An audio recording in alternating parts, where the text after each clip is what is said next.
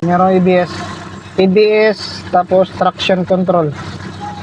Yan, traction control, tapos umiilaw pa dito minsan yung sa power steering yan. So na-standby ito ng mga 3 days sabi ni ma'am.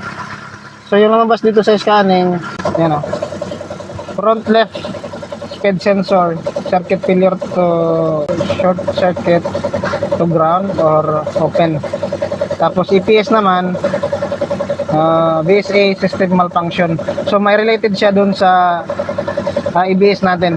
Umilaw yung natin, yung EPS. Yung unahin muna natin pag rectify nito itong EBS. Tapos yan, may mga sign na mayroong R80. So yan, so possible nito may open circuit or may naputol na wire. So yun yung hanapin natin, front left. So dito nga side. Sige daw, Chan, iangat daw. Yun, na natin, na pinatanggal muna natin tong front left side nga gulong. At dito, ayan, nakita na kagad natin yung problema. So ito mga bay, ito yung pan. So niyakyat ng daga, naputol. So ayan, ito yung kadugtong niya. Dito pa talaga sa pinakadulo. So gagawin natin dito, dudugtong lang natin ng wire. So connect lang natin siya, dudugtungan natin ng wire para goods na ulit. Kasi mahal yan mga bay. Kaya lang naman tayo dugtong. Dalawang wire lang yan. So mamaya papakita namin sa inyo kung paano dudugtong natin to. Okay?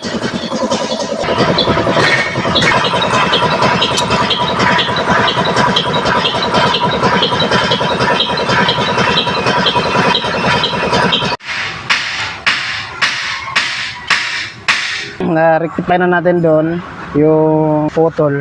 Ngayon i-scan ulit natin yung sasakyan para malaman natin kung nandyan pa rin yung problema.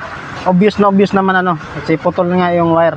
Kasi ganyan, pag short to ground or open circuit, ibig sabihin it's either nag-grounded yung mo or open, putol yung wire. I-scan ulit natin kasi kanina current yung DTC, di ba? Ayan, meron pa rin kasi hindi pa na natin yung nadidelete. So tingnan natin mamaya kung current pa rin or history. So i-delete lang natin siya ngayon. Yan. Delete natin yung trouble code. Yan. Yan, okay, nawala na. So i-scan ulit natin, rescan. Kasi pag putol yung wire mo, automatic babalik yan.